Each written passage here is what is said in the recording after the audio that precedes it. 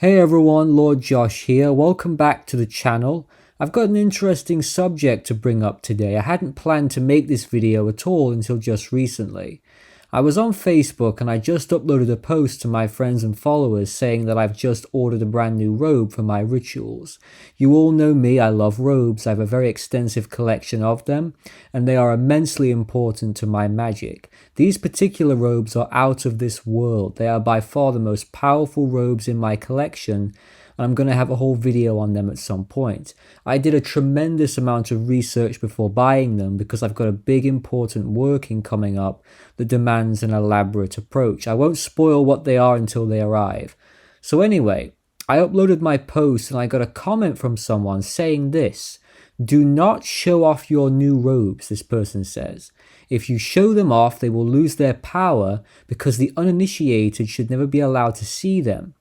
And I thought to myself, that's interesting. I've heard similar beliefs before, but I wholeheartedly disagree. And this brings me on to the subject for today's video: unusual beliefs in the occult community. Now let me just say, I'm not attacking anyone or trying to ridicule other people's belief systems. I'm simply explaining why I disagree with them.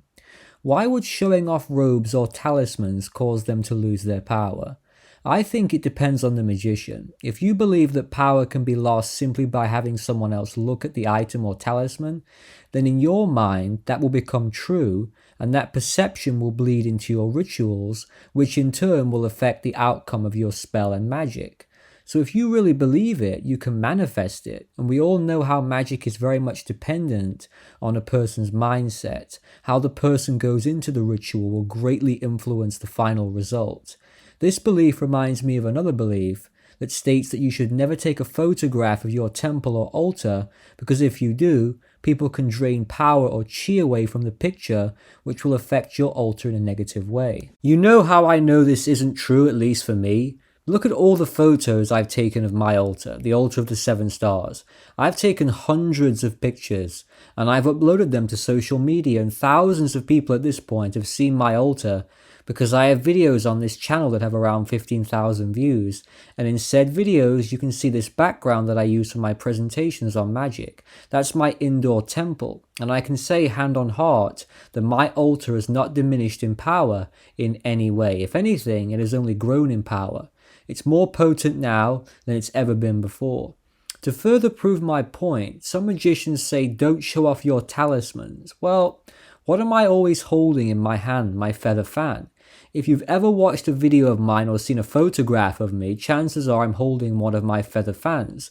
So by using their logic, my fans should be totally devoid of any power and shouldn't work at all, and yet my fans remain the most single important aspect of my entire practice, and they work in abundance every time. So what makes me special? Nothing. The answer is it's all just in your beliefs, at least I think so. It's the same with Taoist temples. When Taoist priests are performing their rituals in public, it's common for a large crowd to gather and watch the ceremony unfold. The Taoists are wearing their robes and using their talismans, people are watching, it doesn't affect the magic at all. So beliefs like these, in my opinion, are created entirely by the self. And if you subscribe to them, I would say be very careful. Are your beliefs empowering you or disempowering you? If it's the latter, then why continue to believe in them? Now, there are some exceptions, I will say.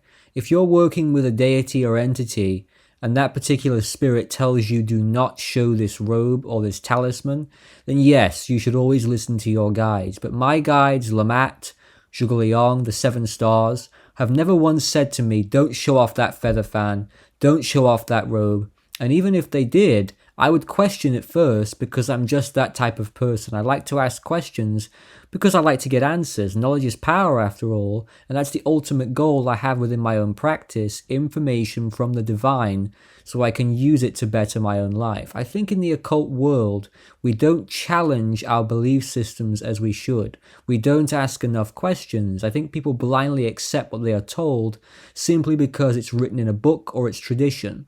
Unlike a lot of modern magicians, I do respect tradition. Now, I would say I'm a fairly traditional occultist myself. Most of you probably know, but you can be so traditional that your beliefs begin to have a stranglehold over you, which negatively impacts your magical experiences. And people wonder why their magic just isn't working or stops working. It's the baggage that magicians carry around. I mean, I do it too in other ways. I'm not immune to it. But if I catch myself having an odd belief, I will analyze it by saying to myself, does this thought empower me or disempower me?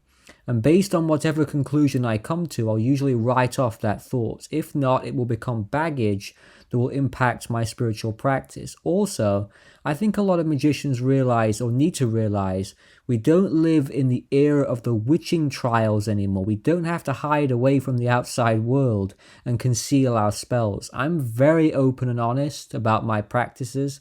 I don't see why in 2022 we should be so secretive about magic. We live in an age where such beliefs are becoming quite accepted. Now, I am aware there are countries where magic is banned and you can get in some serious trouble for being open about it. I am aware of that.